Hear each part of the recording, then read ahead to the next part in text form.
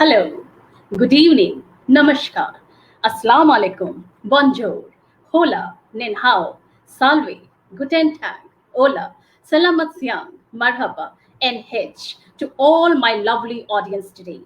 I'm your host for the evening, Miss Shelley Bisht, an educator, global speaker, global host, writer, and a social activist. Ladies and gentlemen, I am proud to be associated with international global professionals as their global member and feel honored and privileged to host this seminar. It's my delight to welcome you all to our Institution of Global Professionals International Free Webinar. Thank you all for joining us today in this marvelous evening, and it's my humble request and pleasure for all of you to stay with us till the end, for I'm sure you all will have many takeaways and payoffs from this webinar. I quote that wisdom comes not from age, but from education and learning. And there is no age for learning because life never stops teaching. Anything you learn today, you will get better results tomorrow. So never stop learning anything. An institution of global professionals is the best platform to empower your quench for knowledge and wisdom. This is the reason why I return back to IGP time and again, not only to host, but also to learn from all our learned, eminent speakers. August gathering. In each webinar, we have some new participants joining us. Therefore, let me give them a little briefing about IGP for their better understanding. Well, Institute of Global Professionals serves student and community resource, providing holistic social work and education to create a proficient generation. We believe that it's not effective to increase one's skills just by acquiring formal education. So, we provide effective training and consultation to generate proficient generation all over the world. Institute of Global Professionals is an educational institution which provides social work which is globally recognized. We organize our webinar, training, offline and online courses, etc., by best and trained speakers, coaches from all over the world to create the best learning platform for you all. Our mission is to empower people and enhance skill. I feel elated to announce that we have already completed 117 international webinars successfully. Wow, that's a good number. Congratulations, IGP. I expect that you all will be enlightened by your luminaries today, and the wisdom you which gain today will sure help you in your personal and professional growth. I hope the deliberations from our three distinguished speakers will help you to hone your soft skills, and I extend my best wishes for great success of the participants and wish that you all will remain with us for a long, fruitful association and journey. I extend my deepest gratitude in welcoming you all in today's session, which is our 118th webinar on effective teaching strategies, which is indeed an interesting topic and need of the hour in pandemic. As far as my knowledge is concerned, I feel that there are 7 effective teaching strategies for the classroom. That is visualization, cooperative learning, inquiry based instruction, differentiation, technology in the classroom, behavior management, and professional development. But, dear attendees, this is just a drop in the ocean, and I think this topic will be dealt in detail today by our eminent honorable three speakers: gorgeous Dindasari ma'am, gracious Dr. Noor Aini, stunning Dr. Nurul Fadhila, all from beautiful Indonesia. So, without any further ado, let's start this magnificent event with IGP's mantra: feed your skills with innovation, inspire, and impact. Hold your breath, ladies and gentlemen, to meet our first speaker, sagacious Dindasari ma'am. You all will be delighted to know that Dindasari is a lecturer at the Faculty of Teaching, Training and Education, IAIN, Loksameva, completed bachelor's degree in English education at Universitas Muhammadiyah, Sumatra Utara, and master degree in educational technology at Universitas Negeri Medan. So, lovely audience, let's greet our dignified speaker and give a warm welcome to Dindasari ma'am. Hello, ma'am. I extend a hearty welcome to you, and the virtual screen is all yours now. Hi, ma'am. How are you today? I'm so fine. Okay. It's time for me? You are audible, ma'am. You can please begin. Oh, okay. Thank you. Okay. Thank you for the opportunity for me has given to me. Before I will presenting my presentation, I will introduce myself. My name is Dwi Dasari. I'm from Institut Agama Islam Negeri Lok Sumawe, Aceh, Indonesia. Okay. I will presenting about my paper, my PPT, with title Blended Learning. Maybe I know we are familiar with a blended learning. Before discuss about blended learning, more deep, I will discuss about learning. Okay, I will share my PPT.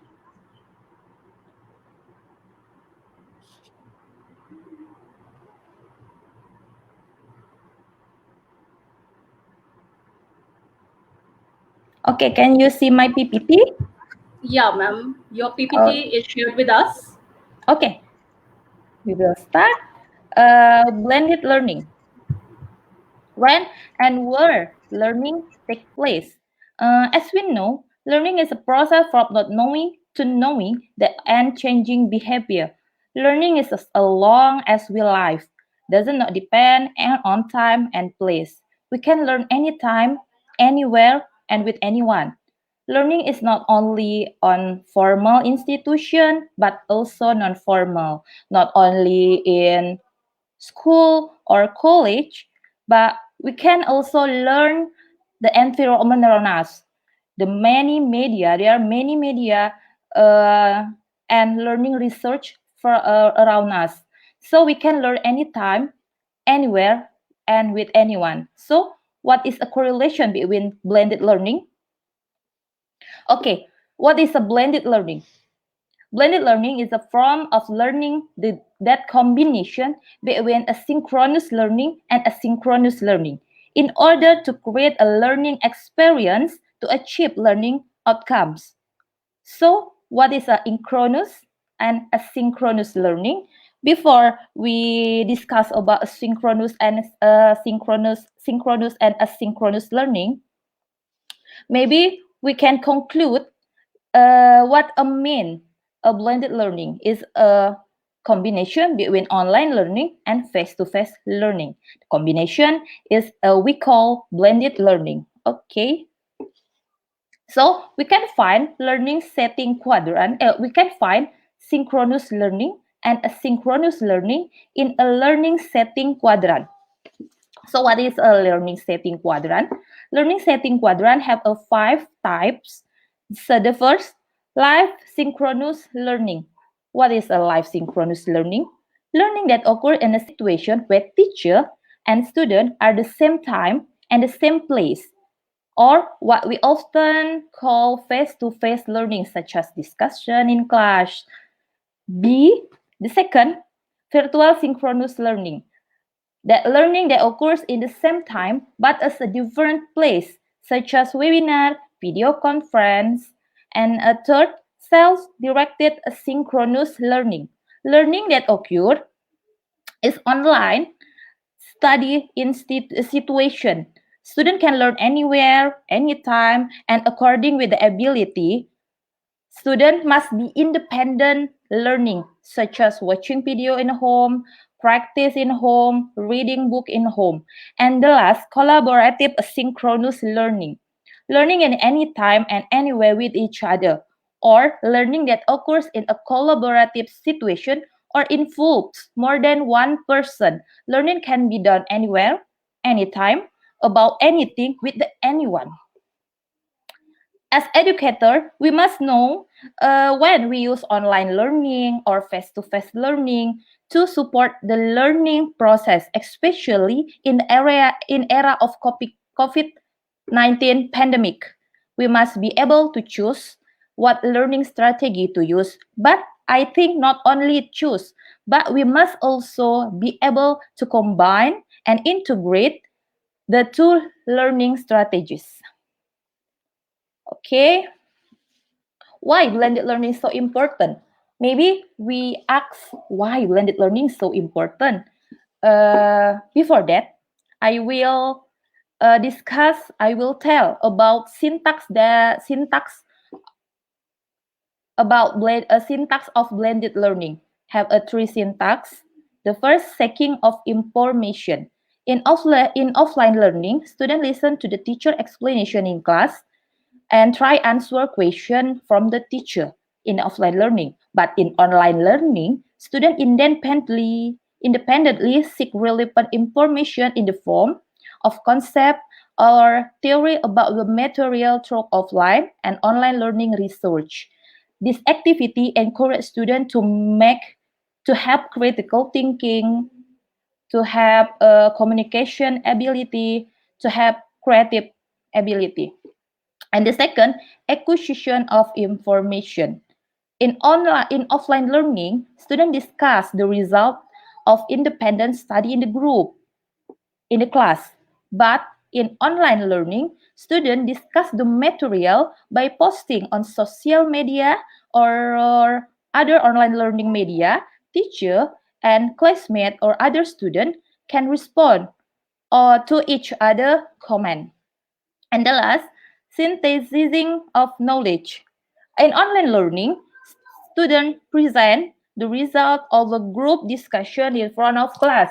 But in online learning, students upload a summary and conclusion to social media, and a teacher must give the comment. Two, this activity encourage students to have a critical thinking ability, collaboration, creative, and communicative. So we can conclude blended learning can encourage students to have competency that students must have today. Okay, this is top 10 capabilities in now. I think students must have in capabilities for today. Complex problem solving, critical thinking, creativity, people management, coordinating with other, emotional intelligence, cognitive flexibility, negotiation, service orientation, and last judgment and decision making. Now, how to start blended learning? Okay, blended learning have 12 types, but in here, I will discuss them into three major groups: station rotation, flipped classroom, and supplemental. The first, supplemental models. Supplemental models, in these models, students complete full online learning to complement their face-to-face learning, or full face-to-face learning to supplement online learning with the keyword a supplemental, complement. Achievement of the learning objective is met in one strategy, face-to-face or online, while another strategy provide additional specific experience for students. They will not get this additional experience if they only one strategies. Second, station rotation model. Okay, station rotation model, blended learning is a combine all three methods in 1 hour face-to-face. For example, one face-to-face meeting consists 90 minutes. Then 90 minutes divided into 3 time. For each stage, a different model. So, 3 methods consist of online instruction, teacher-led instruction, and collaborative activity. So, every stage consists 30 minutes. And the last, flipped classroom. Flipped classroom is the most widely known model. Flipped classroom start from online learning or at home with content that has been provided previously. After carrying out the online learning, students practice solving problems in class with the teacher or classmate. Basically, this learning still maintains the traditional learning format but run in a new content. The teacher in flipped classroom, teacher has two tasks in the flipped classroom. The teacher divided material to be studied at home independently and material to be guided and discussed with classmate or teacher in the class. So, the conclusion from blended learning is a combination of face-to-face learning with online learning. So that combination of teaching created still emphasizes social interaction, but does not forget the technological aspect. Blended learning can encourage students to create skills such as critical thinking, creative, communicative, and etc. Thank you. I think it's enough for me. I will give back to moderator.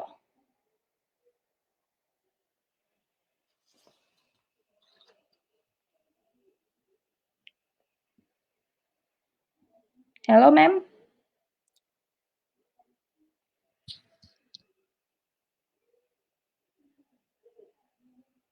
Ma'am Sally.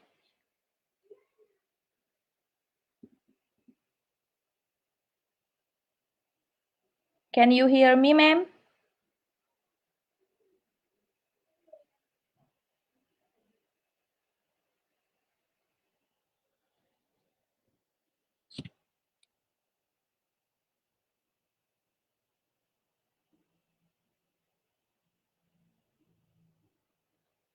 Hello, ma'am.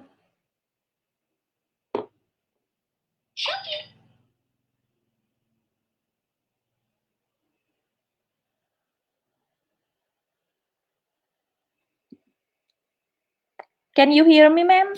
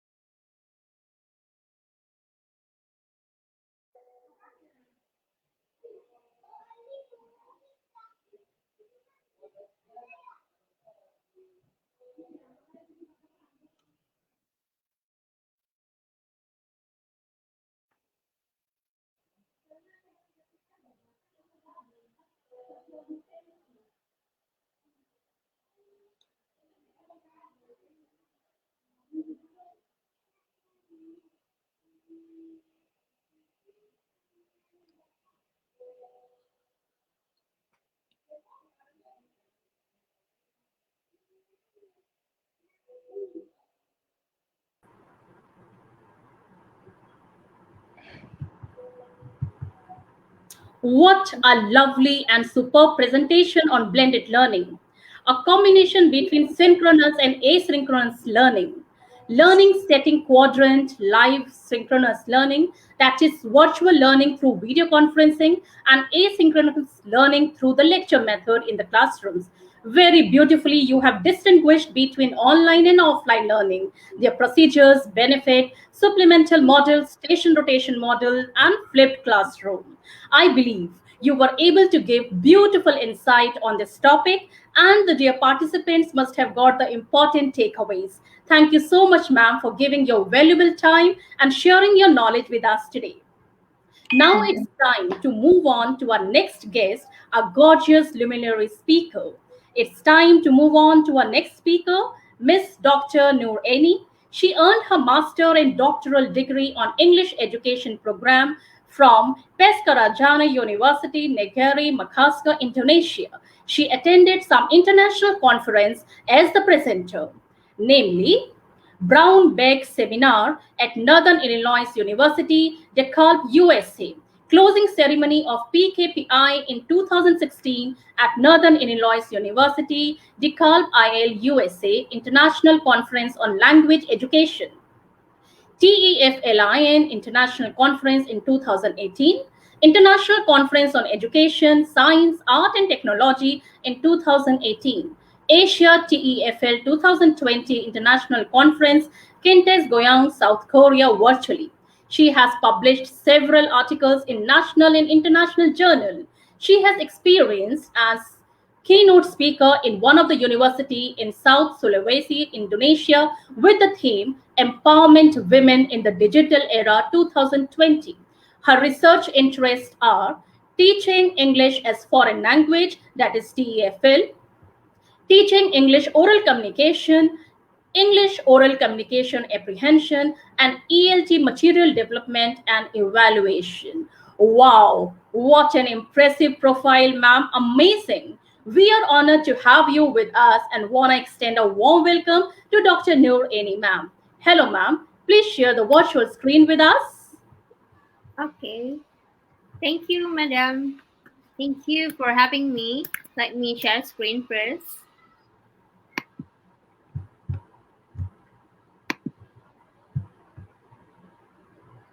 Excuse me, is it visible? Yeah, your screen is very much visible to us. All right. Thank you very much. Okay. First of all, I would like to say good night from Indonesia. I hope you're always in a great condition. Hi everyone. I'm Dr. Nuraini. I'm from Indonesia, especially Universitas Negeri Makassar. It's such a honorable to have me in this great webinar. Thank you very much to the committee for inviting me in this occasion. Well, today my topic is about engaging the EFL students by outcome-based education.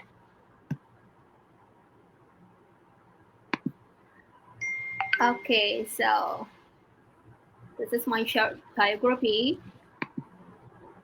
Yes. Why it's talking about the outcome-based education and engaging the students or EFL students in online learning.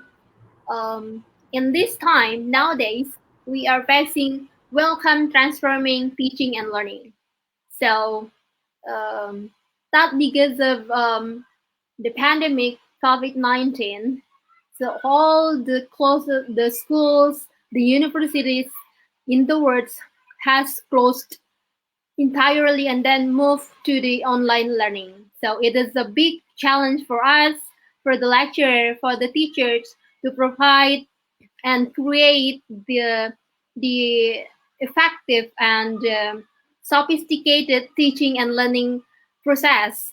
So in addition, there is a demand about the revolution 5.0 and 5.0 in order to get the best and to provide the students with the great teaching and learning process. So we have the current society, knowledge and information are not shared cross-sector values difficult to create. And the current society, there is a variety of constraints exists with respect to social problems such as the aging society and regional devolution, making a sufficient response difficult. The Society 5.0 is a really challenging and trigger for us to be more creative in providing the teaching and learning process. And there's the changing needs of education. So there are 6 key attributes needed by every student to be globally competitive. So every student will have the thinking skills, the leadership skills, bilingual proficiency, ethics and spirituality, national identity, and knowledge, of course. So this is that's why the engaging the students in online learning is really important and the crucial part in our teaching and learning process. All right, so outcome-based education. So outcome-based education means clearly focusing and organizing everything in an educational system around what is essential for all students to be able to do successfully at the end of their learning experience. Moreover, outcome-based education is a process that involves the restructuring of curriculum, assessment, reparenting practices in educational to reflect the achievement of the high-order learning and mastery rather than accumulation of course credits. So what is outcome-based education? Outcome-based education is an educational system that focuses on what students can do successfully at the end of their learning experience. So that is the core point. The second one, outcome-based education, involves the restructuring curriculum, teaching and learning, assessment and reporting practices in education. So both structures and curricula are designed to achieve those capabilities or qualities. It requires that the students demonstrate that they have learned and required skills and content. So how is the possible outcome-based education? So it focuses on what abilities or skills do we want from students. The second one, how our business is to help students to achieve goals. The third, how do we know if a student has achieved the goal or not?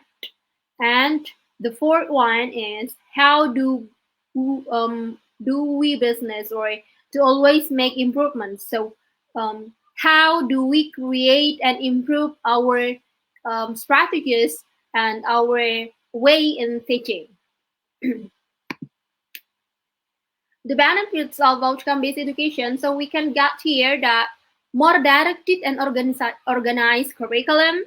The second one is graduates are more directed at industrial needs.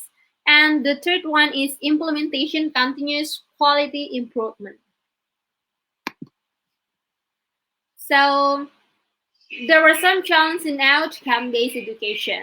So because nowadays we are teaching and we are facing the generation Z that the gadget is really demand and the students needs. So we cannot deny that everyone will need the gadget itself. So lecturers are prepared to teach generation Z. So they have to, or the teacher or the lecturer should understand, lead, and educate the students based on their generation.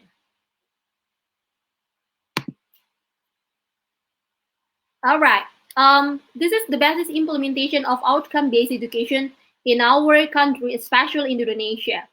The development of the world of higher education today in developed countries. And the next one is Industrial Revolution 4.0, change education 4.0 become 5.0, and those are some rules and the standards that we are using in conducting or implementing this outcome-based education. We have the law number 12, 2012. That's the president's rules number 8, 2012, etc. And then there is we call accreditation or certification requirement as well. And this is the basis or the rules or the laws that why in Indonesia, especially in our university, Universitas Negeri Makassar, require the lecturer to do this outcome-based education.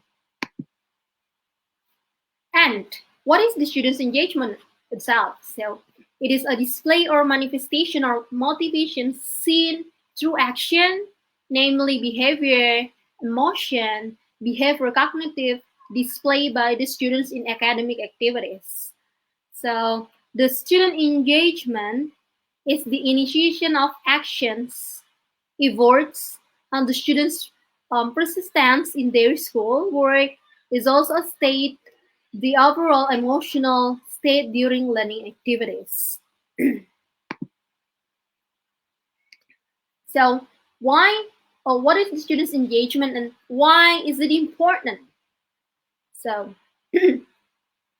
the students' engagement defined as the degree to which learners are involved with their educational activities, that engagement is positively linked to desired outcomes, high grades, student satisfaction, and perseverance.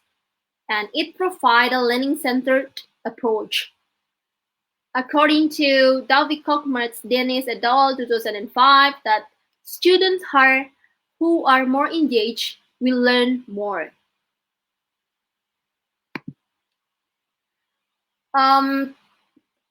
In students' engagement, according to Lewis 2011, that it is a level of effort and interaction between the time or the learning resources that develop learning outcome and experience. So when the students are highly engaged in their learning, they can improve their academic achievement, such as critical thinking and grades, and then apply the acquired knowledge to the real life. And that is the point that we are going to achieve in teaching and learning process and try to engage our students, because we want that the knowledge or the critical thinkings that they master, they can apply it in a real situation or their real life. Okay, and in students' engagement, we can see also that when the students engage, it means they will feel satisfied and they will improve their students' learning achievement.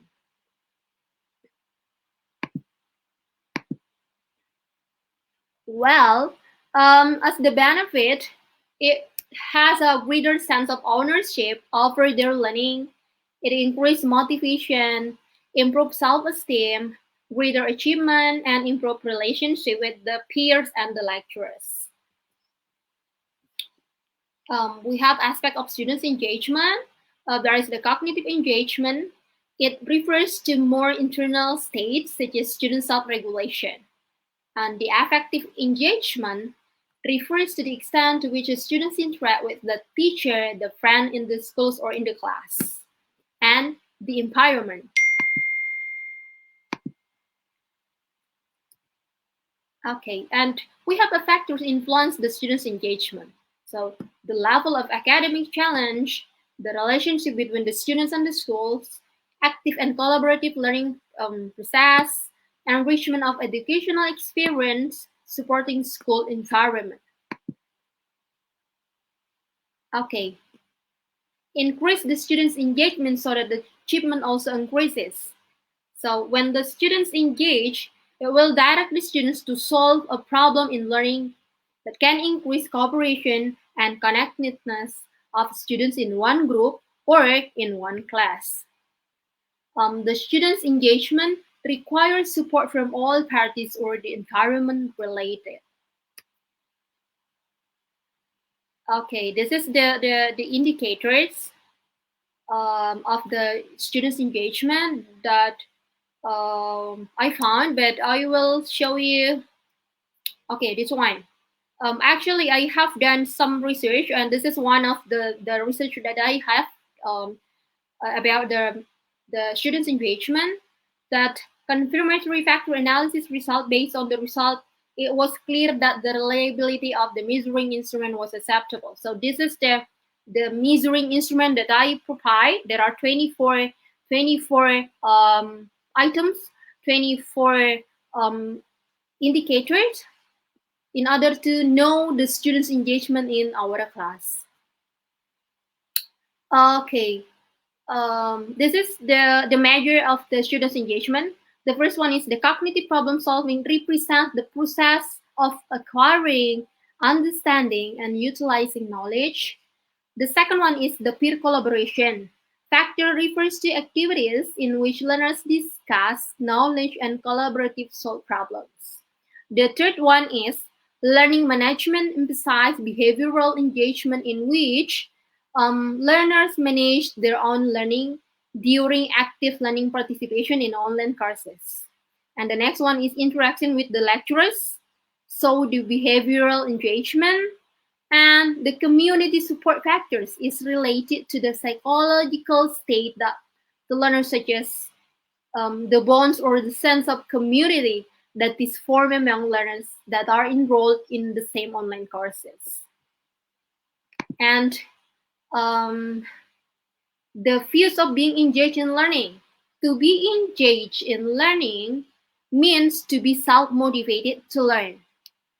Okay, so the lecturer encouraged the learners to take an active role in their own learning by giving them practical tasks. And learning engagement involves learners in authentic tasks to involve problem solving. Yes, this is the indicator or the evidence of the students' engagement that I have found. Completing the assignment, submitting the assignments on time, completing the course online, obtaining good grades for the course, motivating others in class, getting involved, actively participating, and the learner interacts with the content and discover the concept and the principles to apply in a real situation.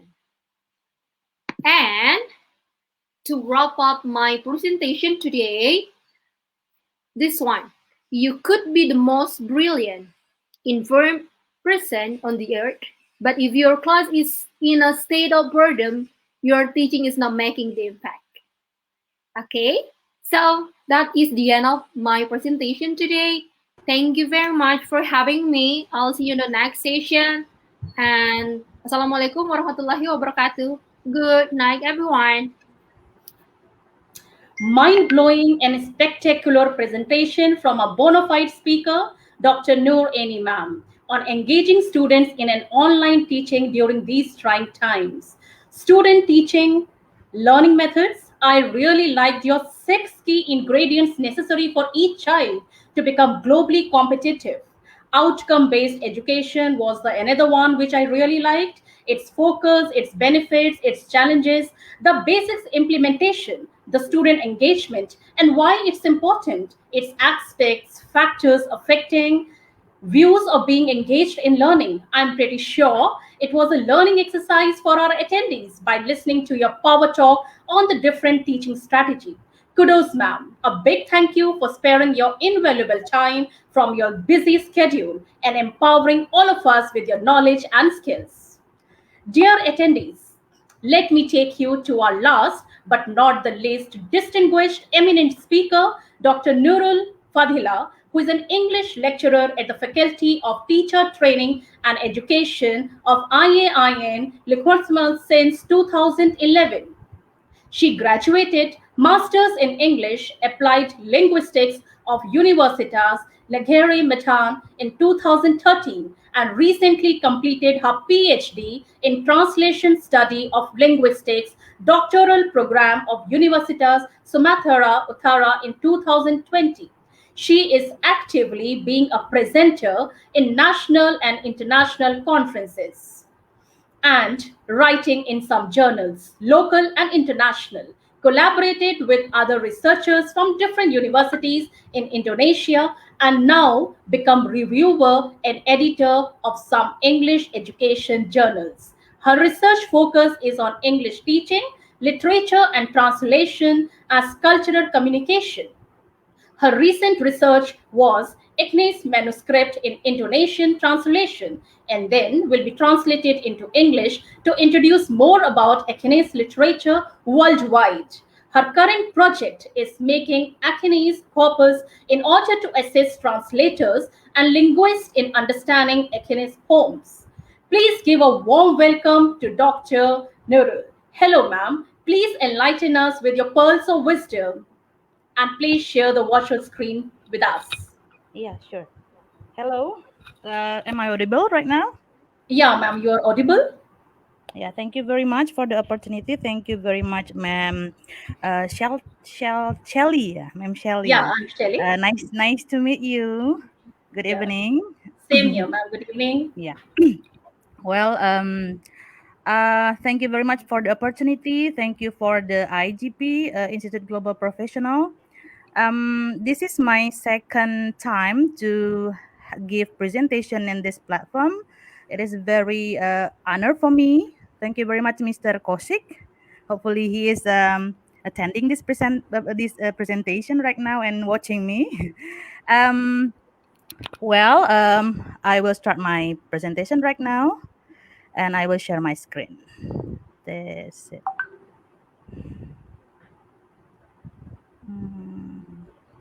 Okay.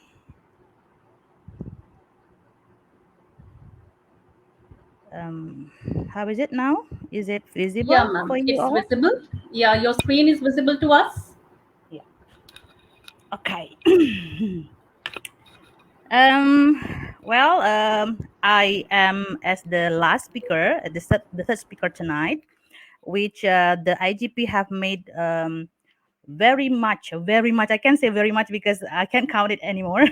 This is I don't know how many times that IGP made this what I say this webinar. Yeah, and tonight the topic is effective teaching strategies. This is my presentation. Um, how to build your students' character during pandemic. My friends, both of them, already explained about some strategies and also blended learning because this is a pandemic time. I want to take a little different thing that uh, teacher or educator need to uh, encourage or need to teach to their student not only about knowledge. This is the education. It is also include the character for them, how to be uh, good people where when they are involving into the society. Okay, this is my brief my brief explanation. I mean, about my brief biodata about me that is already mentioned by Miss Shelley. Very nice, yeah. I'm English lecturer and the deputy head of English Department of Education and Teacher Training Faculty in IAIN Loksamawe, which is a State Islamic Institute, yeah, in Aceh. This is the profit one of province in Indonesia. And also I'm also translator in English Indonesian Acehnese, especially manuscript, so old manuscript. And also researcher in language teaching and translation study, managing editor at Journal of English Teaching, Linguistic and Literature in my campus.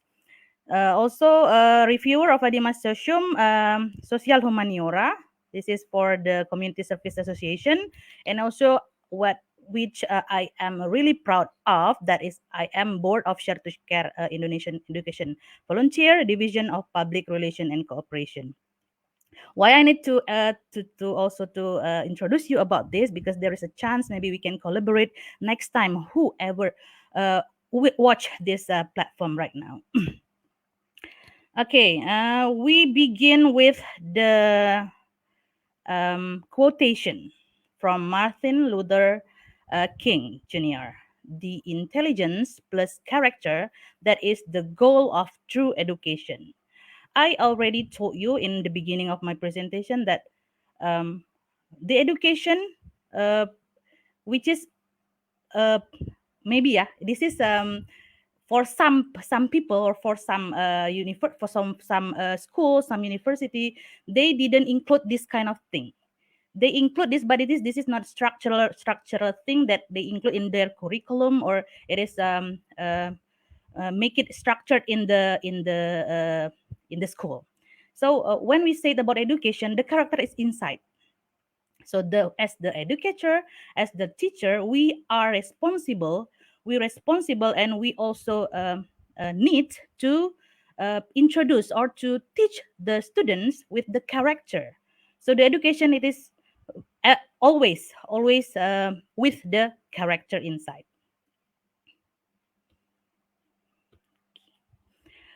Before going further, this is the definition about the character in education. We have to know that an approach education in character in education is an approach to education that incorporates values, ethics, emotional maturity, and a sense of civics. So this is how teacher or educator needs to introduce the students about some values, ethics, emotional maturity, because when they are growing, when they are learning by growing, because they are growing by learning.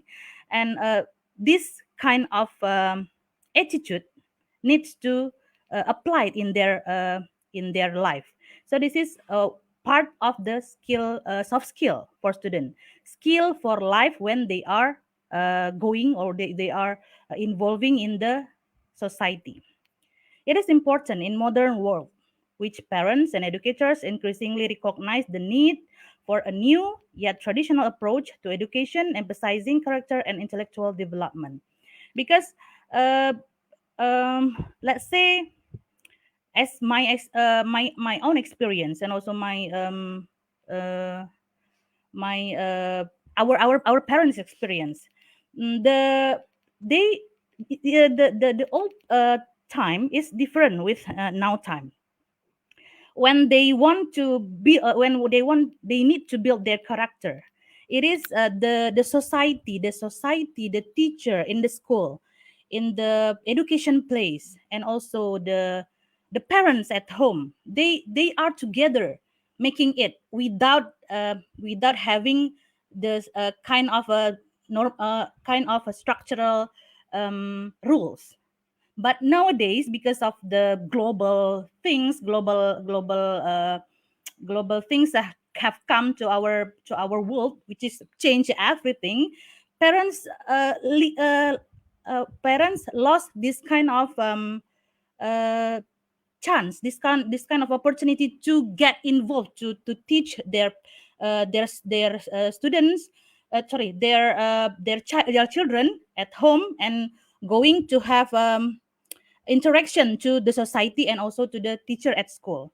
So uh, le- uh, in conclusion, we can say that parents rely on the school to make their children not only smart, or not only become a clever student, a clever people, but also they want the school teach their student character.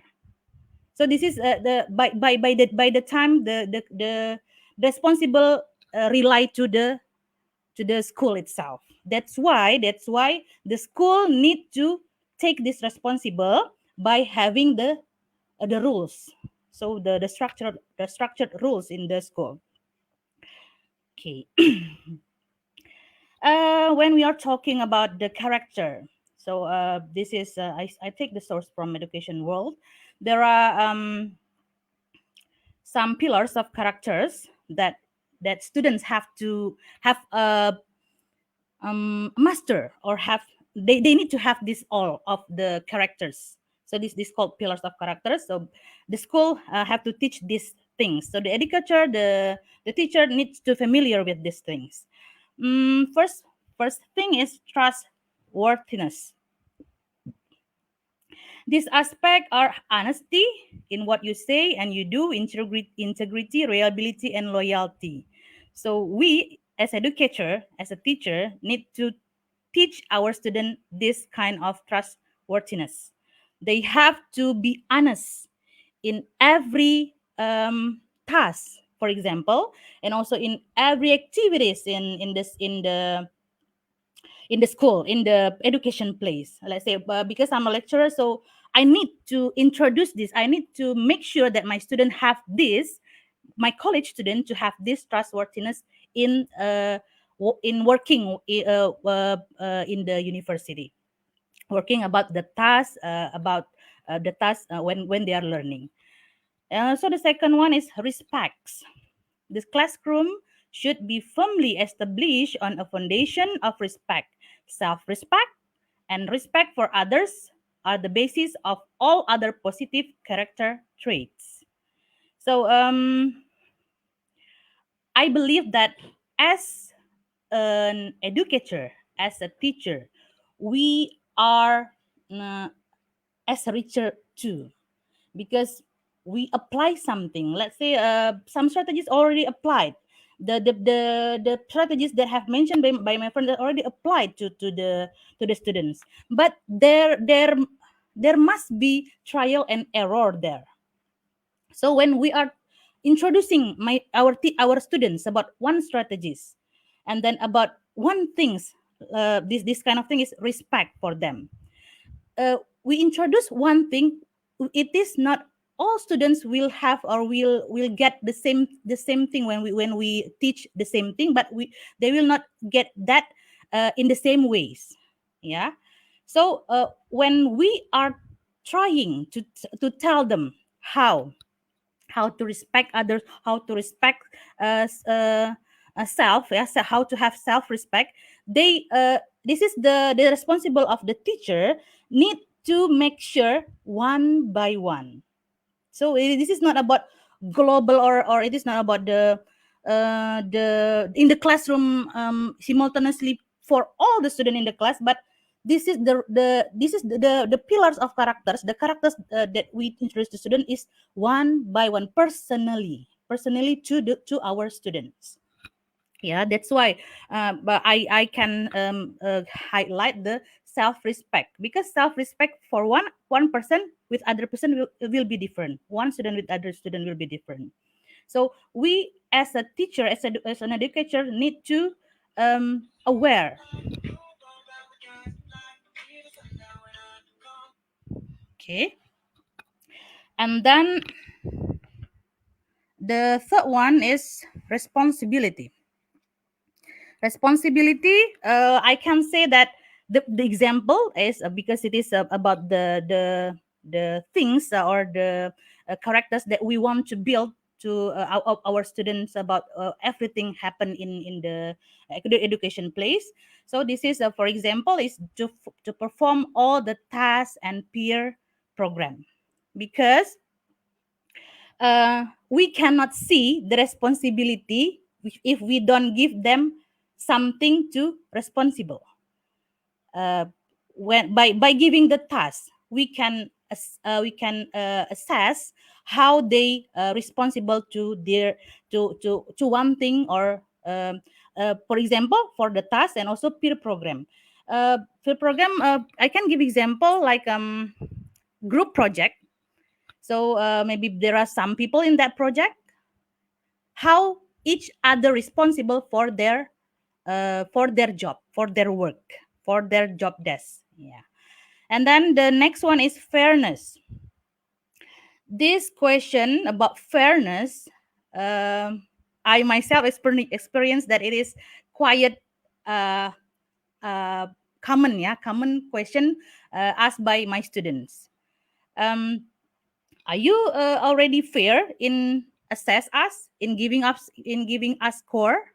So we as an educator need to counter this students' complaints by basing rules on the traits of characters. When appropriate, students can help to design the rules and choose the consequence of violation. Because the fairness, it is not again, the fairness is different for each people. So we need to deal with it.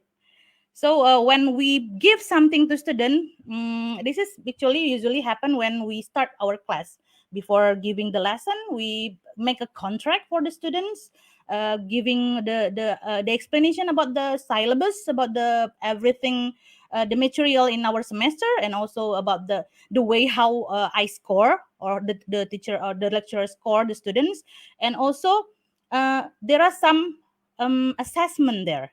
The assessment, so we introduce, or we explain this to the students openly, so they can confirm if they feel it is unfair, because we have a deal first.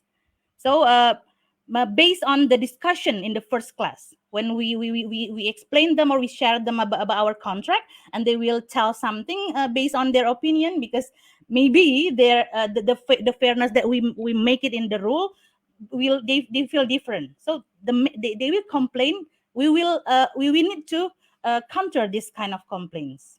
Yeah, to make it before making it the problem letter. So we make it, we discuss it in the first class. That is the for the example. And also the next one is caring. We can give such example, like structured volunteer program within the school, such as opportunities for students to help out in life skills classes. I can give example that in my department, we have a kind of association for student association. So they will make program, or they will make activities. This is without paid. So kind of volunteer. They will make some project or some activities this in this association. So they become a volunteer. So it is actually outside the class, but we can make it also inside the class. For example, help other students which has different knowledge skill, so they can help each other in the class. This how we can see how much caring our student is. And then the last one is citizenship. Citizenship is about about how about the love of our country, the love of our society, the love of our place. Yeah, when someone have this character, when they it is we can say that it is the conclusion of all of the characters, when they have trustworthiness, when they have respect, when they have responsibility, when they have fairness, caring, and also become to a citizenship, they will have nationality, or very big love to their place, to their country. So for the next step about loving as a citizenship, we can also treat or assign students involved in the beautification or environmental project around the schools and in the community. So this is the way how students can, how the teacher can build citizenship for the students. This is for the example. Okay. And here are the components of characteristic in education. Educators promote core ethical and performance values to instill good characters in students. So when the student promote core ethical and performance values to instill good character, we as the educator, as the model, as the role model. So we promote and become the role model for the students. And then the second one is a comprehensive definition of character, which includes thoughts, emotion, and action. So this, the second one is a comprehensive definition of character. So they need to know what is the character first. Yeah, I can share my experience that previously in our university, it is different curriculum, and it is changed since 2018. We call it KKNI, and KKNI which include the characters inside the curriculum. So it will mention in every single uh, every single lesson, every single subject.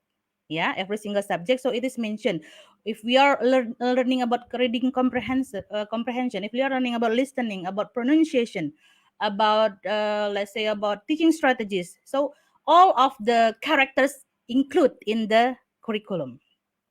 Yeah, so when it is include, we as educator responsible to explain them so they can understand, and they have a comprehensive definition. And then the next one, education use sorry education education sorry educators use an intentional, proactive and comprehensive approach to character development. How to make an intentional, proactive and comprehensive approach to character development. So schools or university can create caring and supportive communities. So again, everything that we want to introduce, everything that we want student to do our planning. So the school or the university made um, the place. So they will create something so they can apply. The student can apply into their what we want to be. Okay. And then the next one, educators encourage students to develop morally and provide opportunities to grow morally.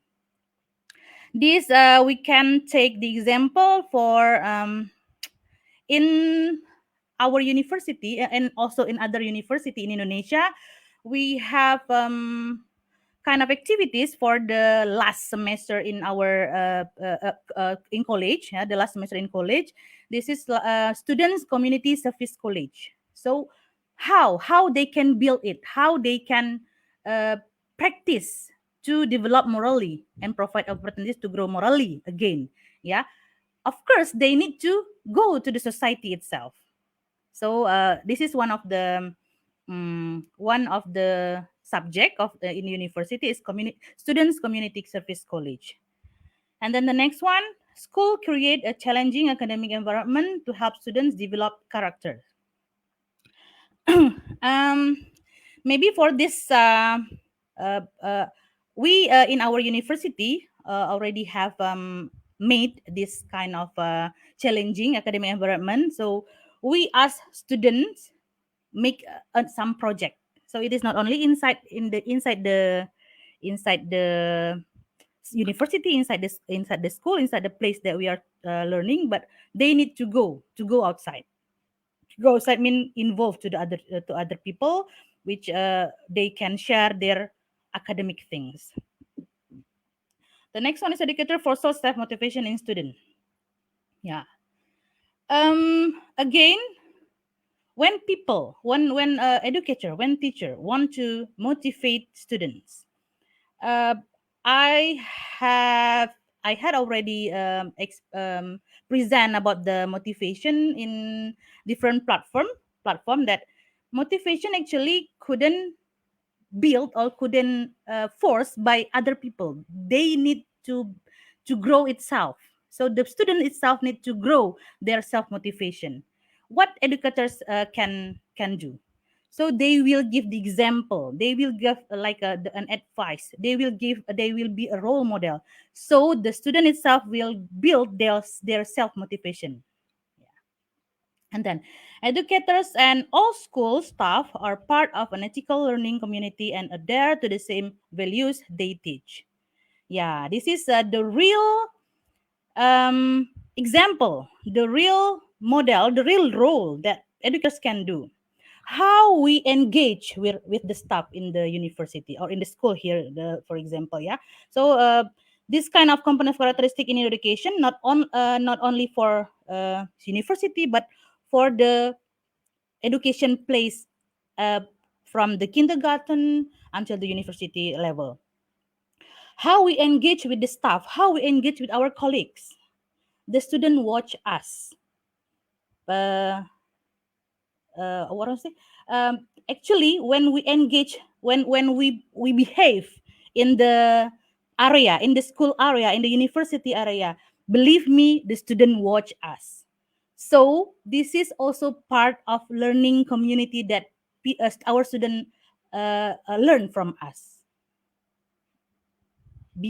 I can say that be a good colleague, be a good educators, because the student can watch or can see from how we engage to our people or people around us. Okay. And then schools engage parents and other members of the community as partners in character building efforts. Even though uh, as in this now times, yeah, as this time, most of parents will give the responsibility of having or of building the character for their children.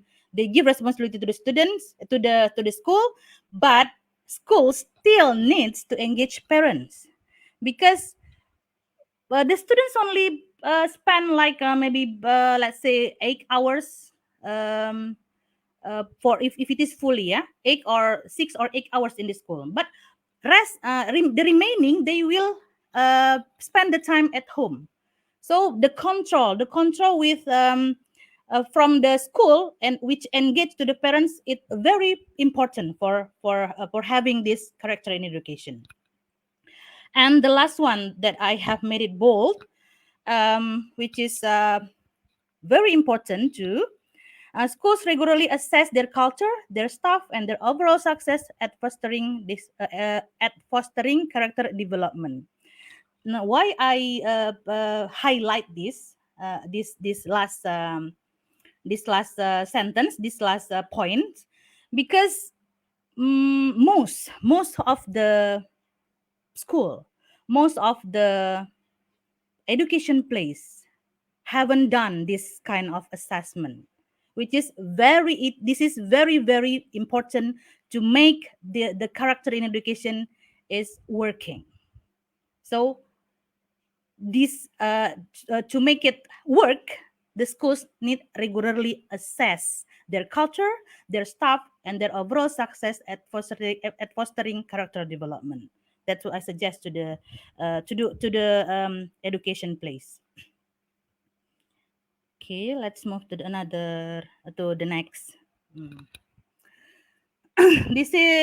This come to the other quote. Action speaks louder than words. When I say everything, when I explain everything about the pillars, about the components, this is not only this shouldn't be in the book. It shouldn't be in the written in the paper only, but we as an educator, as teacher, need to be the real role model for the students, because action speaks louder than words. We can teach them every day. We can treat them with our having sorry with giving them some projects, some work, some tasks, some assignment. But if we as an educator uh, didn't give the good model for them, it will not work properly. So action speaks louder than words. After I was explaining you about the character in general, yeah. So we come into the specific things, which is the it is regarding to my title, building character in education during pandemic. So I can introduce, or I can tell you that this is about I can share a little about our country, that in Indonesia, Education and Culture Minister aims to strengthen character in education in addition to literacy and numeracy. The minister believes encouraging exemplary qualities such as creativity and cooperative skills will prepare students to face future challenge. So this point, oh sorry, this idea, yeah, building character in education during pandemic. So building character is in the education and culture minister agenda. So we as a, actually in the university, in the school in Indonesia, already have this, because this idea have come from the minister. So it is assumed that it will be easier to apply to the school or to the university or in other education place. Yeah. And then how how uh, how we can do, or how we can make our student or how can we build our student characters by using sorry, in this pandemic. Because whatever I have explained you before, it could be easier applied if we meet the student, if we engage with student directly.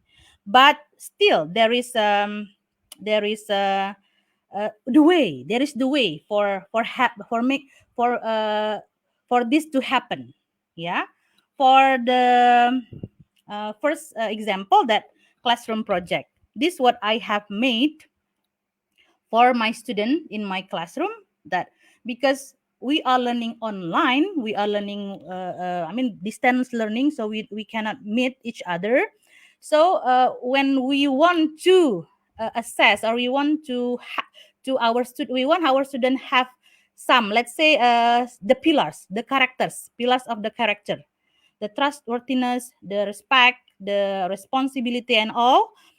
We can apply classroom project to our students, because they will engage, they will try to find solution to make the project happen and give report. And also it is with the educator and the teacher control. And what else? Community building activities. Community building activities is not only always engaging directly with the society, because there are many platforms that and also there are many NGO that provide some let's say some platform that students can engage with the community to build activities. And then the last one is using social emotional learning, game or application. It is most known with cell. Yeah.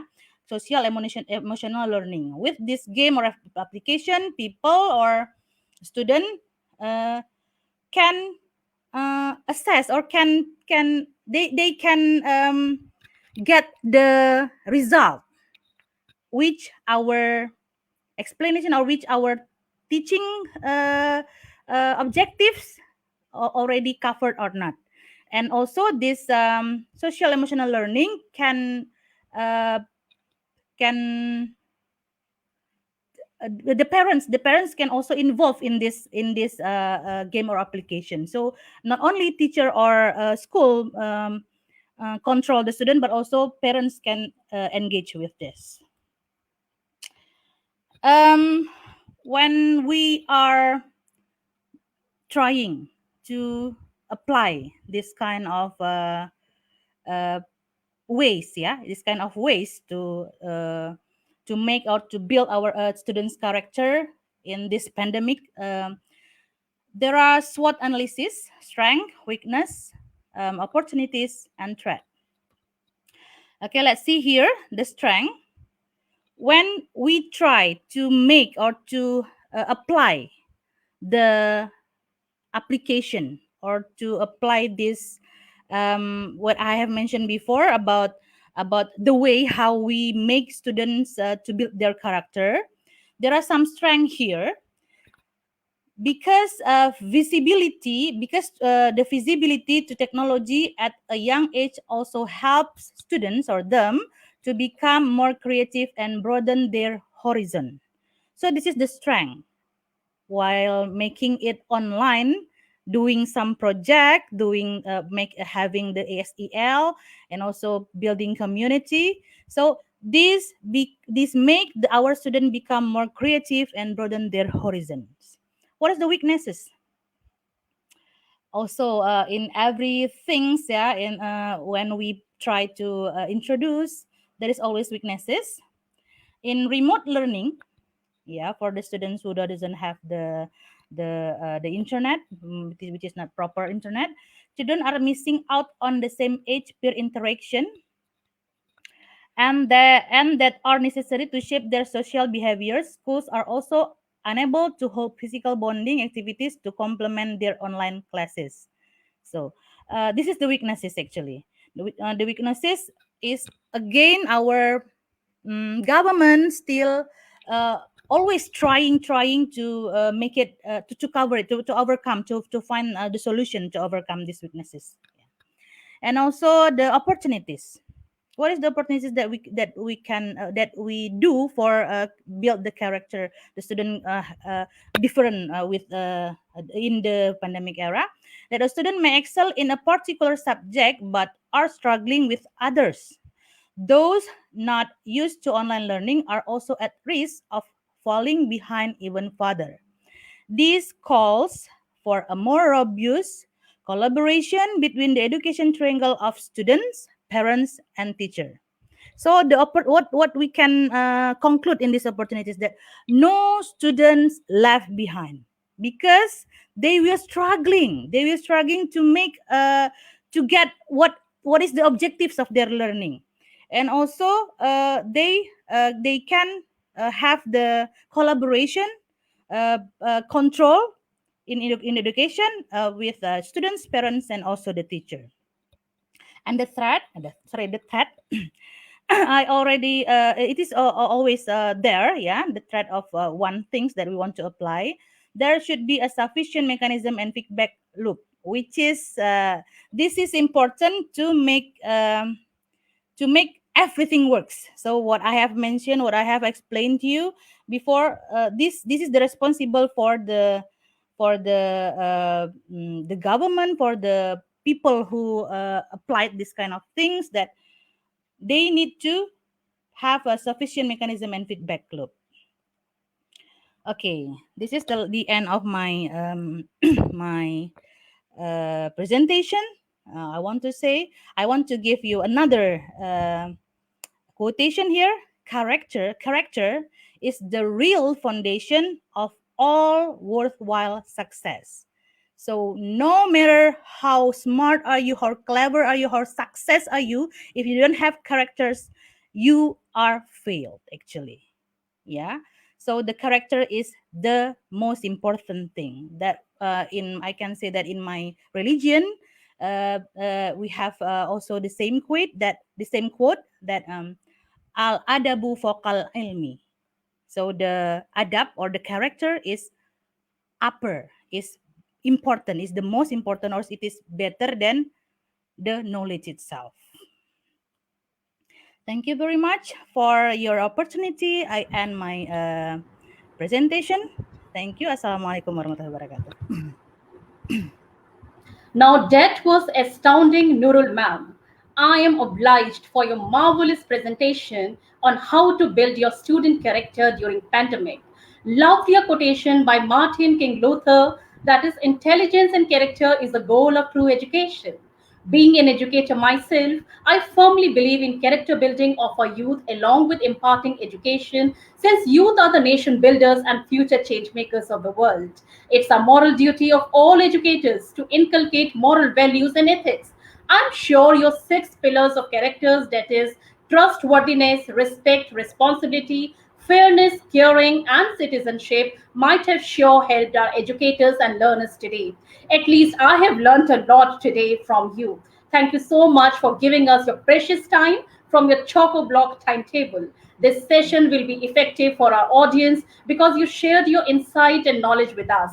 No doubt our viewers will be benefited today by your exclusive presentation on components of character in education and SWOT analysis. Actions speak louder than words. Very apt quote used by you, ma'am. Thank you so much, Nurul ma'am.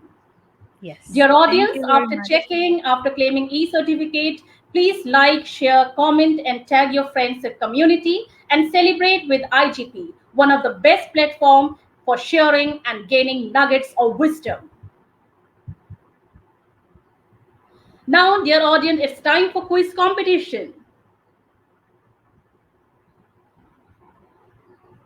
I request each one of you to quietly enroll yourself in www.slido.com, and the code for today's quiz is 002200. So I request everybody to kindly click on www.slido.com and don't fail to enter the code 002200. Come on, join the quiz first. We have 136 participants who have already enrolled. I request the other participants also to kindly enroll yourself for today's quiz. No doubt it is one of the best sessions. Even I enjoy. We have 143 participants. Those participants who have joined now with us, I request them to quietly log in www.slido.com and don't fail to put the code 002200. 158 participants are enrolled. Gradually, the number is increasing. It is 168. I hope the number should go to 200.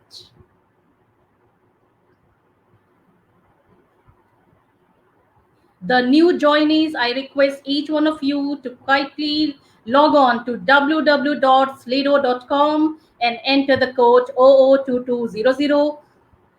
It's whopping 190, 194, 197, and yes, 200 participants. But I'm really glad it has crossed even 200. Congratulations to all the participants who are taking part in the quiz competition. Gradually, the numbers are soaring high. We have 218. And here we go with 221. Yes, the score is rising. It's on the go. I guess our participants are really enthusiastic to take part in the quiz competition. You have to join with your full name. I request all joinees to kindly write your full name, because after this quiz competition, we need to display the certificates of the winners also, and I expect the complete name to feature in the winner's certificate. So please join with your full name. It's 274. Wow. I must congratulate all the participants over here for your enthusiasm and for your energy. It's 291. I must say that the attendees are very warm, very enthusiastic, very, very energetic. So we have 296 participants with us. Oh God, it's 300 now. Yes, first question. For classroom management strategies to be most effective, there needs to be proactive well-being support for teachers. True or false? I repeat, for classroom management strategies to be most effective, there needs to be proactive well-being support for teachers. Let me see. 98% have marked true, 2% have marked false. Let us see which is the correct answer. Wow, true is the correct answer. So audience seems to be the intelligent ones who have guessed the correct answer. Congratulations. Kenneth Samia is leading. Second question, students develop and use more effective strategies such as detection and self-assessment. The options are error, threat, cheating, and radiation. The number goes 6, 5, 4, 3, 2, 1. And now let's see what the audience marks. Okay, 55% of you have voted for error, 22% have gone for threat, 12% have gone for cheating, and 10% have gone for radiation. Now let's see what's the correct answer. Wow, 55% have voted for error, and error is the correct answer. Congratulations. Leaderboard. Krisa Rekha is leading with 2 by 2. Okay, the next question is, teaching in the moment is an effective strategy in teaching how to express feeling. Whether this is true or false, that you need to judge. I repeat, teaching in the moment is an effective strategy in teaching how to express feelings.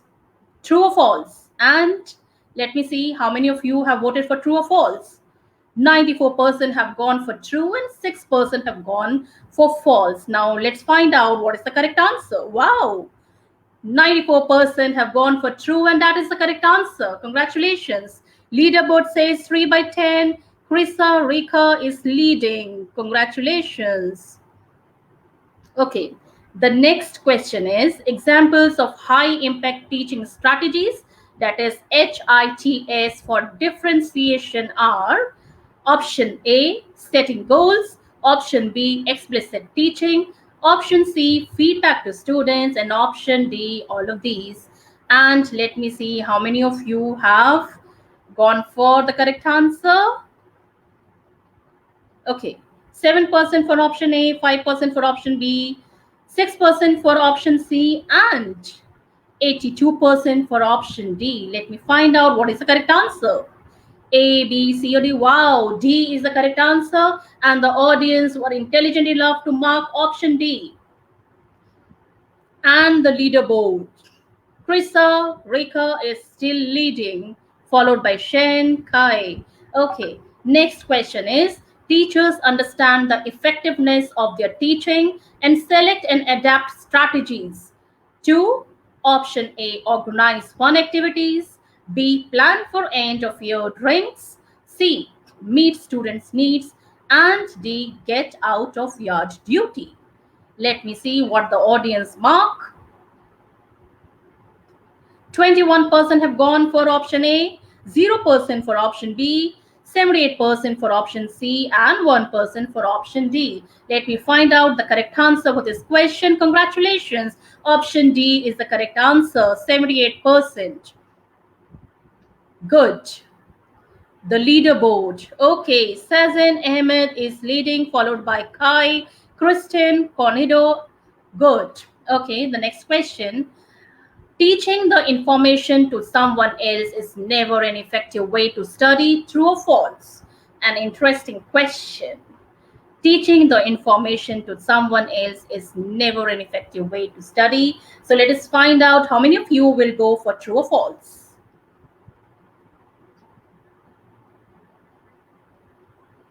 Oh, 14% have gone for true and 86% have gone for false. Let me find out the correct answer to this question.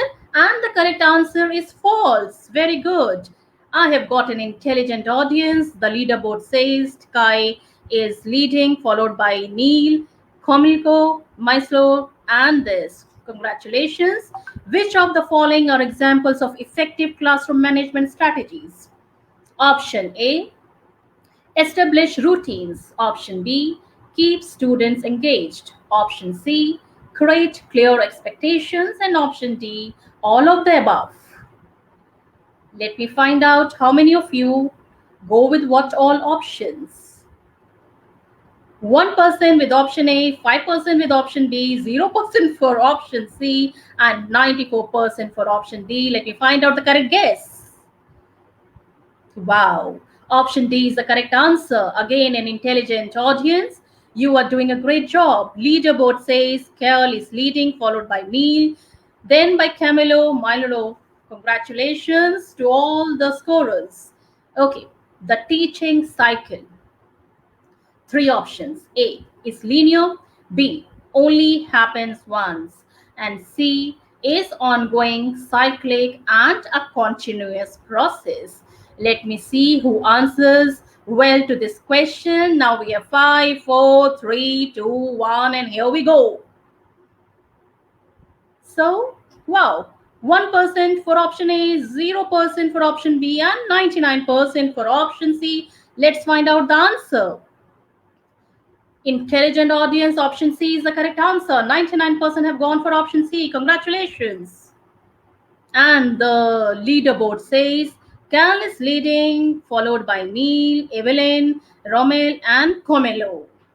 Congratulations to all these. And next we have the next question.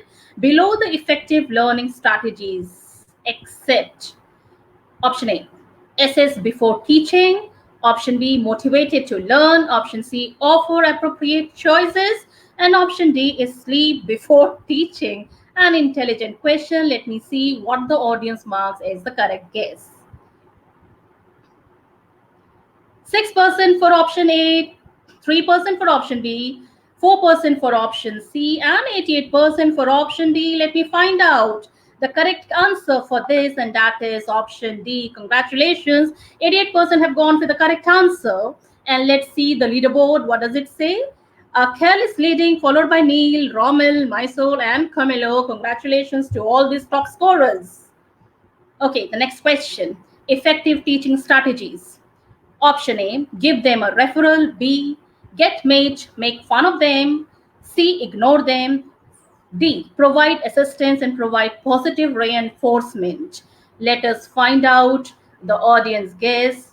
How many of you go with which all options? 0% for option A, 1% for option B, 1% for option C. Wow, 99% for option D. Let's find out the answer to this question. Wow, 99%. That means option D is the correct answer. Very nice guess by the. Congratulations, Sky Dizon is the winner, followed by Rommel, Neil, Mysore, and Mary. Congratulations. Now we have the topmost three scorers who have got first, second, and third in today's quiz competition. Congratulations to all these winners. You have done a very good job, and rather you were quick also. You will be sure receiving your certificates. You have to, all the winners of first, second, and third are requested to contact our page inbox with your full name immediately. You will be issued the quiz competition certificates within time. So kindly keep on checking the inbox, and I'm sure you enter your complete name so that the complete name come on the certificates. Please keep checking our contact page inbox with your full name immediately. We are going to soon issue your certificates. But that was an amazing session. And all the questions, being an educator, even I love the questions and the answers. But today I presume most of the guesses were correct.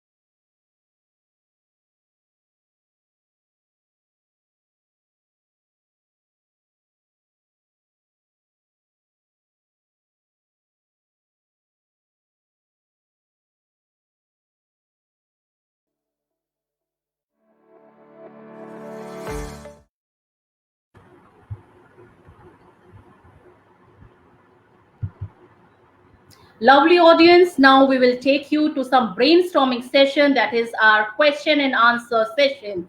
If you have any question for our speakers, then quickly write it down along with your name, country, and the question directed to the respective speaker in the chat box. We will read it out and the luminaries for today's session will be answering.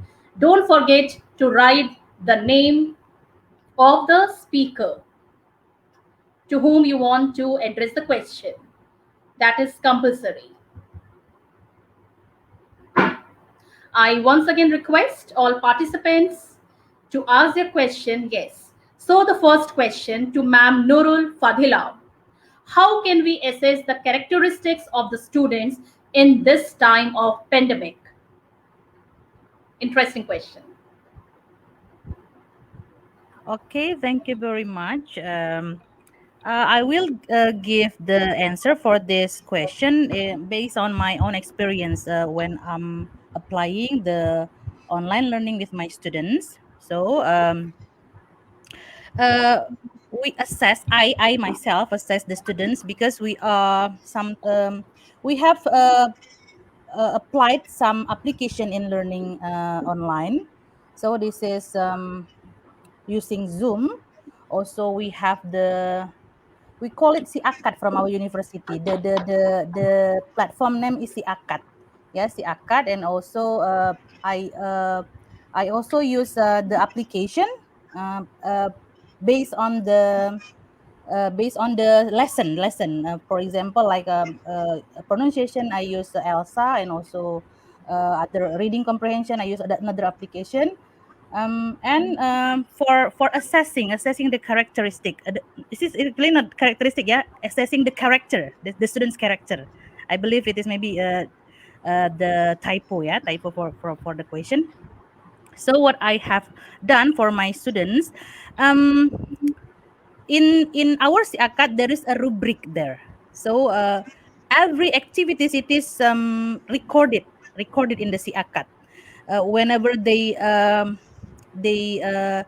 when I upload let's say the material, when they open, when they read, how many minutes they open this, how many times, and also the activities they do in the material that I have upload, it is recorded, so I can see the how they work in from the recorder, from the recorder of the siakat.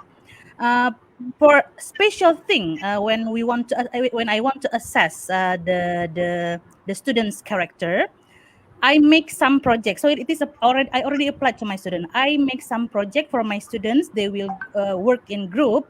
So I give kind of rubrics for them. I give us kind of rubric so they can give the comment, or they can assess their self and also their partners. And I always ask them to give feedback to me every time. So I am available for my students not only in work time, but also 24 hour. Whenever they contact me in the midnight, it's still okay for me, as long as they feel they want to ask something that they need a solution from me. So the way they want to uh, get the solution, the way they interact to me, I make the assessment from that. So that's my answer. Thank you. Very well answered, ma'am. Next question is for Dr. Fadhila. In Okay. what way does COVID-19 pandemic expose the importance of character? Okay, I believe this answer will be agreed with anyone that when we lost the chance or the opportunity to interact with our friends, with our colleague, that we couldn't show or we couldn't show how our feeling, we couldn't apply everything that we have learned. So we lost many things, not only one thing or one or two things, but we lost many things. The important characters is what I have experienced, that is the um, actually the trustworthiness. Yeah, the trustworthiness, and also the respect, because the respect can build for the student when they interact with the colleague, with their friend, with the teacher. Because it is rarely for them to meet us as the teacher, they lost the role model for them. So the trustworthiness that we can show them directly, it is they cannot learn from that. And also the respect, they the less interaction for with the teacher, that can be their role model. uh, it is it so it they lost this kind of character, the respect for others. And also sometimes for the real example is when they contact the lecturer. When they contact, they want to call, they want to talk by using WhatsApp or by using the online platform. uh, we need to again remind them this is wrong, this is not the way, because it is rarely interaction. So the trustworthiness and also the respect, I guess. Yeah, this for me. Very well answered, Dr. Fadila. Okay, now the question is to Dr. Sari. In your own opinion, do you think the world should progress our type of learning to blended learning, or should we go back to face learning when the pandemic is over? Okay, thank you. I think we should uh using blended learning, because blended learning, I think blended learning is make it easy. We can combine online learning and face-to-face, such as teacher can give material in online learning, and after that student must be discussed with the teacher and the classmate in a face-to-face learning. So the conclusion is blended learning can be used every time, everywhere, and along as our life. Even I do support Dr. Sari. Okay, next question. How can we analyze the intellectual abilities of the students during online class? Janet Perero, I think the guest name is not written in the question. So this question can be answered by one of you. I request one of the speakers to answer this question since I couldn't find the name of the guest speaker. How can we analyze the intellectual abilities of the students during online class? Aini, Any one to of do it? you Maybe, can answer. Okay. Ma'am Amy, Yeah. maybe. Okay. Amy, maybe, ma'am. Yes. Yeah, I'm Dr. Aini, so you can call me Aini. Yes. How can we analyze the intellectual abilities of the students during online class? Well, yes, in our online class, especially, but this is my personal experience. Uh, because in every meeting we have a like a assessment. So every having the materials and having the class, there will be assessment. Then I provided like a rubric as well. Um, After that, from the engagement, I can see also the students' intellectual abilities, because in those indicators there are 24 indicators. Sorry, there are 24 items that I provide and consist of six indicators. So we can share later. I can share later. There is a rubric that stated um, the students when the students choose the answer, because it's based on the Likert scale. We can see later the result of the questionnaire or the rubric that we provide for the student. The second one, we can see also from the students' achievement every semester or after their final tests. So that is one way for us to know the students' intellectual abilities or the students' achievement. That is my Very Maybe I well can. experience. answered. Oh, Yeah. I So thought I want to add I something. request the participants to at least write the name of the speaker along with the question. Now, this is the question asked by Zaira. How do we effectively engage parents in student school activities in the blended learning? So, I guess one For of you me, could answer this. Blended learning is actually about about Miss Dewi Sari material, ya. But maybe I can help that because it is when it is telling about engaging parents in student Yeah, school, yeah. because it is also my I have this kind of things when I in my presentation. Uh, if blended learning, it is there is some or half in online and also half in direct learning. So when we want when the schools or the education applied this kind of rule that parents need to engage to the students, and this question is how to effectively engage parents. Mm, uh, I have my personal experience. My student, my kids, my children, uh, s- uh, uh, s- she is in the place that has this kind of engagement between parents and school. So the school make the rule that there are some what we call it, there are some schedule that parents need to uh, fill in so the school give the parents needs to fill in some of a schedule, or yeah, let's say it's rubric, yeah, kind of rubric. So whatever the kids having or done in home, at home, the parents also needs to report to the school. So this is very effective, that because this kind of works, not the school can understand how the students in at home, and also it will be like reciprocal engagement. Yeah, so it is very effective. Very well spoken. Now we have another question to Dr. Again. Fadhila. Can you please share some of the interactive games that we can use to enhance the characters of our students in online modality of learning? Okay. I have mentioned some of ways that we can assess the students, or we can make the students build their character by some ways. Yeah. First, that is a classroom project, and also community building, and the other one is the apa? Sorry, SEL. Yeah. Okay. And that one, I put it in the last points, because it is actually available, or it is actually mentioned by some experts, but in our places, in our university, it is not applied yet. So when you ask about sharing some interactive game that enhance the characters, actually every games, or every application, it is regarding or related to education, it will build the students' characters.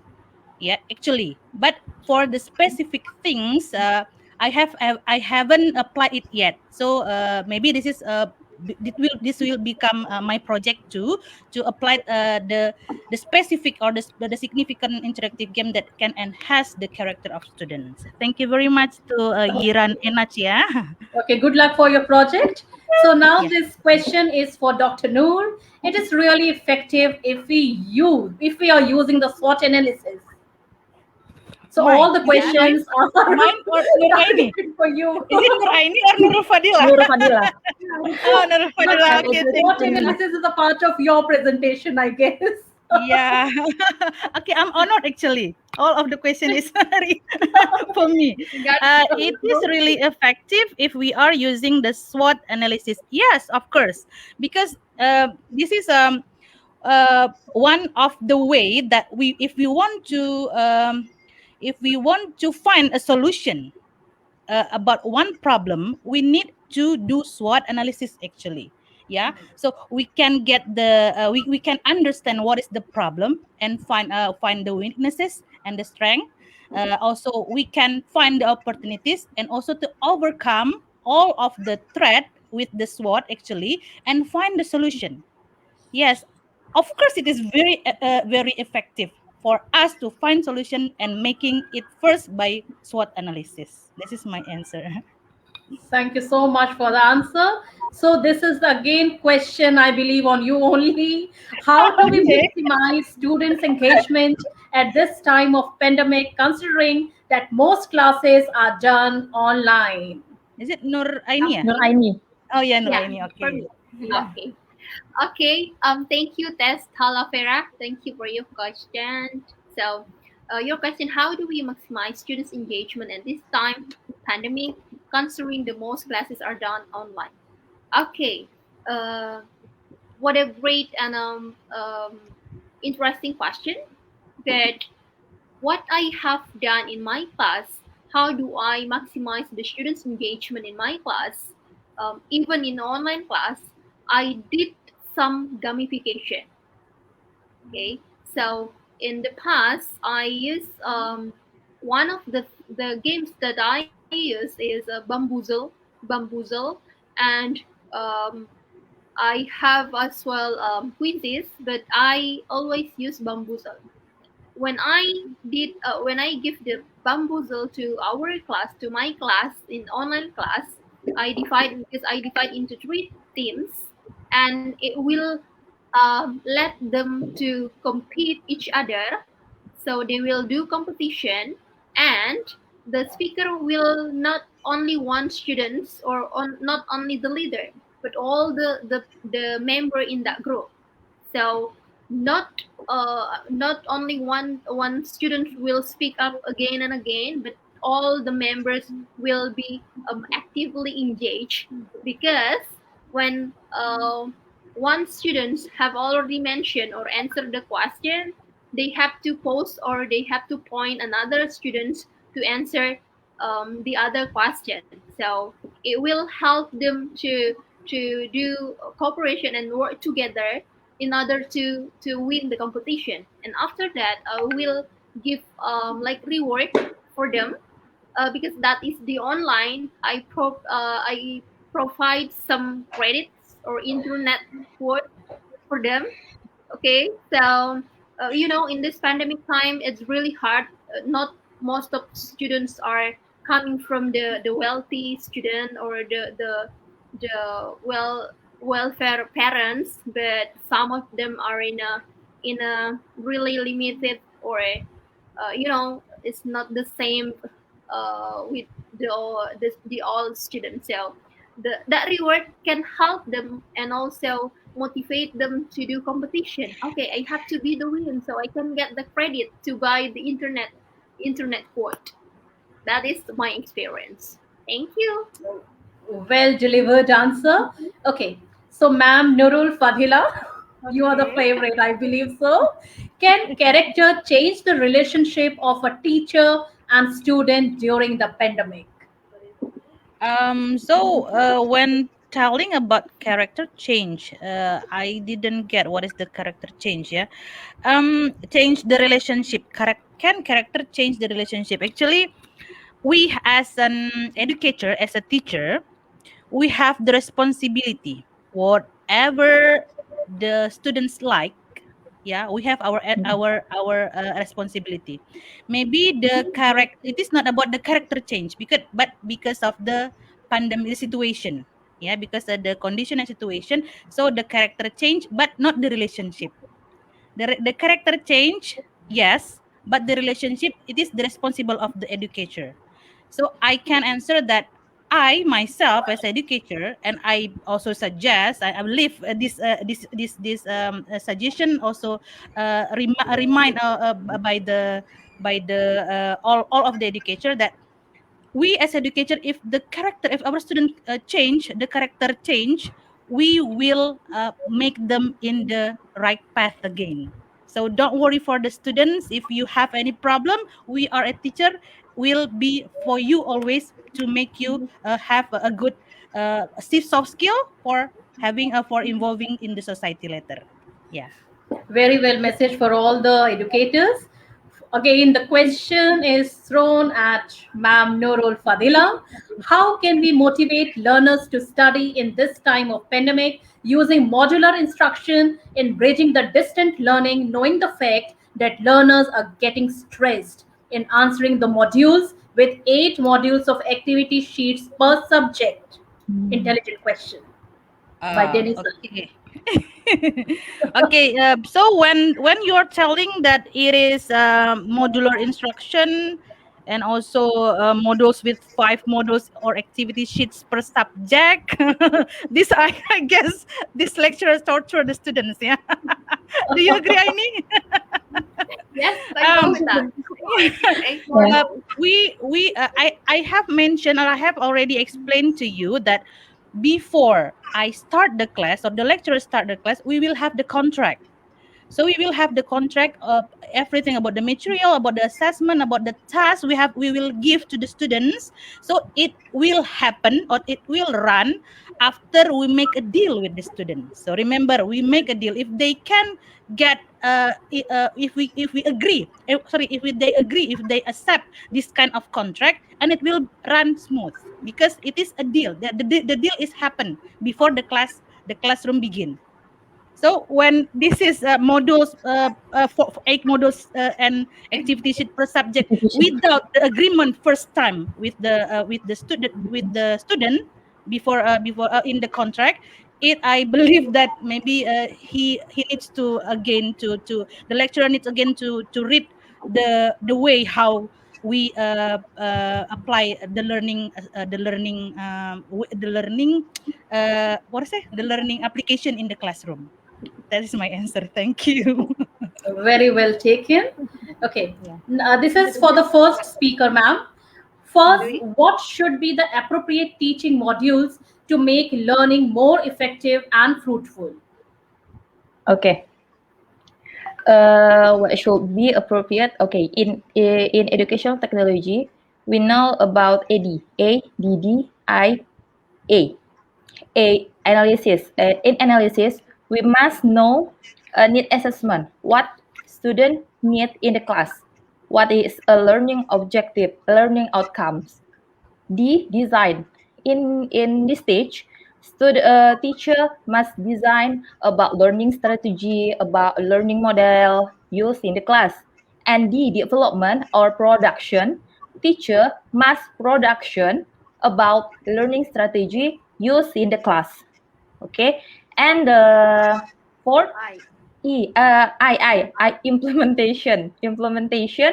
How teacher implementation the learning strategy, learning media, learning method, learning models in the class.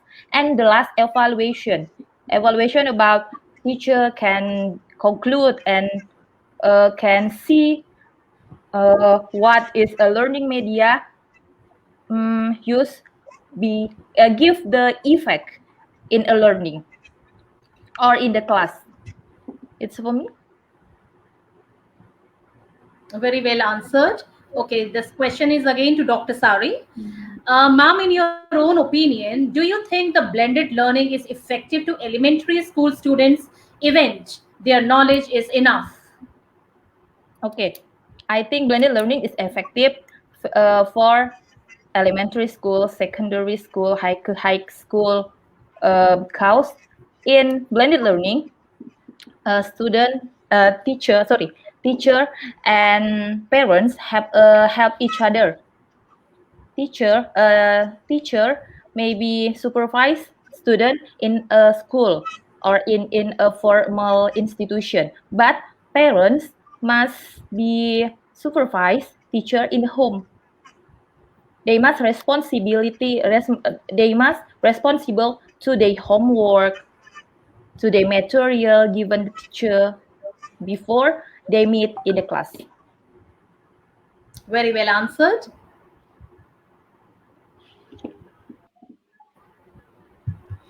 Well, power packed question answer session indeed. Well answered by our three luminaries. Thank you so much, our honorable guest speakers. Pleasing viewers, don't forget to collect your e-certificates from our website or by the link mentioned below after the session gets over.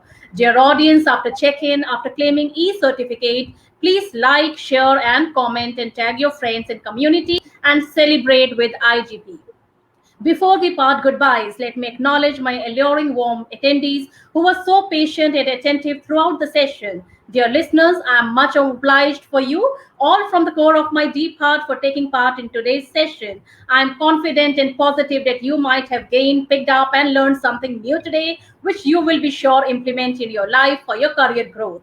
My worthy viewers, I would now request you all to please leave a review for today's seminar and also to recommend our page if you have learned something from us or if we were a little help to you all today.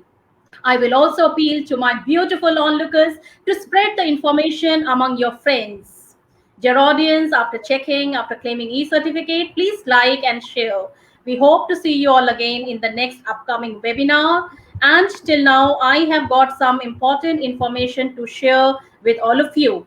Our next webinar will be on June 26, 2021, and the topic is Research on English Language Teaching and Learning. So please block this date. This is our 119th webinar. Block your date for June 26, 2021. It is again by the three eminent guest speakers from Indonesia. And the next upcoming webinar is on June 28, 2021 on the topic Ways of Success from Classroom to Workplace. And it will be taken up by Luxembourg, Philippines, and India, the three guest speakers from the three places. So block your date for June 26 and June 28 for the upcoming 119th and 120th webinar. Yes, this is the third upcoming webinar, which is on July 4, 2021. And the topic is different modalities and assessment tools in teaching maths. It will be taken by the eminent guest speakers from Philippines. We have the eminent distinguished guest speakers from Philippines. So block your date for July 4 webinar. And next we have the upcoming webinar for July 6. It will be taken by Raifa, Natasha, and Naja, again are three distinguished speakers on the topic Building Bridges to the New Normal. This is indeed one of the best topics for the webinar, so I do request all my participants over here to block your date for all these free international webinars on Institute of Global Professionals.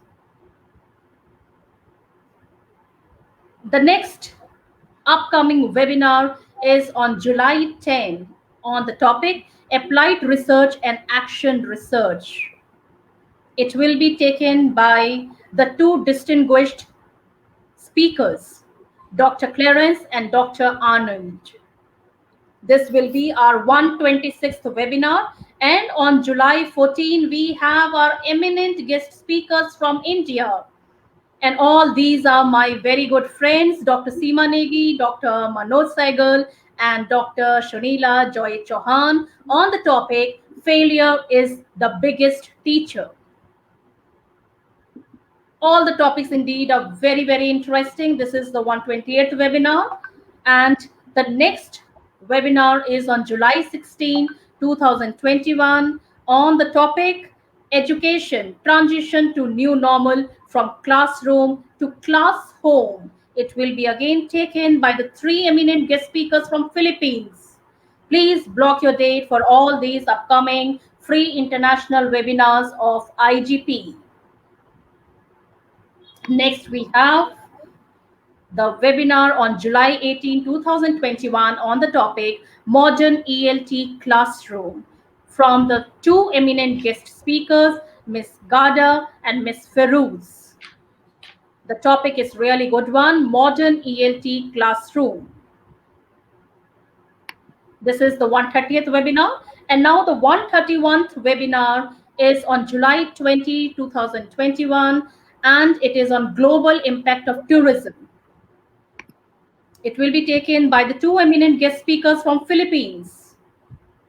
131 and the 132 webinar is on July 22, Educators' Leadership Skills by the two eminent guest speakers, Victorio and John Wesley. Please block your dates on July 22 as well. And on July 24, we have the webinar on the topic Scientific Research, Writing and Reviewing. It will be on July 24 by the eminent two guest speakers.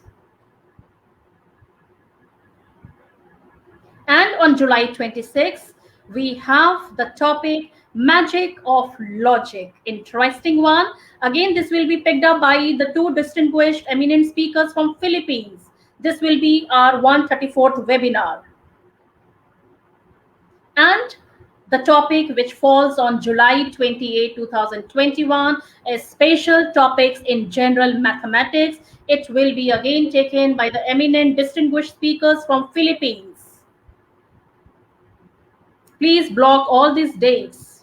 And finally, we have the calendar for the month of August. The first webinar on August 7 is Lending Optimism and Research-Based Practices in Education. It will be taken by 3 eminent guest speakers from Philippines. This will be our 140th webinar.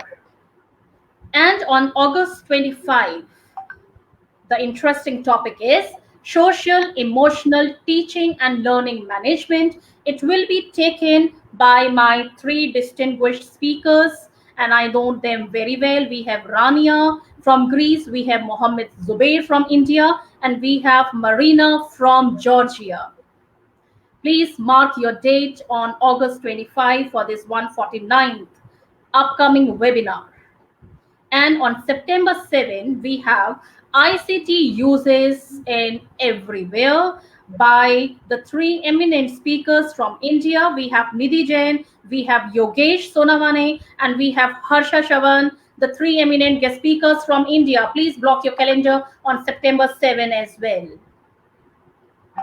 And now this is the certificate of participation. I request each one of you to kindly log in and take your today's certificate of participation. And this is the quiz completion certificate. Don't fail to take it out from our website for all the 3 quiz winners. And finally, we have the certificate of lifetime membership. The more you participate, the more you are with us, the more you are associated with the Institute of Global Professionals. It's a golden opportunity for you all to grab the certificate of lifetime membership. Beautiful certificate. And this is your certificate of membership. Please log in with us, become our professional member, and you will be getting this beautiful professional membership certificate. I guess all these certificates are really interesting and very beautiful to look at. I guess we have already shown you all the certificates, and this is the certification link. And I guess certificate code is not required at all. It is the certification link is available in the comment box and pinned comment. And somehow, if you're not able to click this link, then please browse www.eduigp.com for your certificate. And don't forget to check in IG page.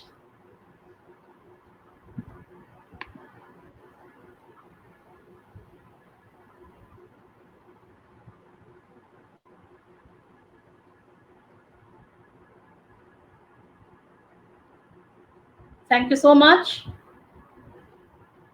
Lovely audience.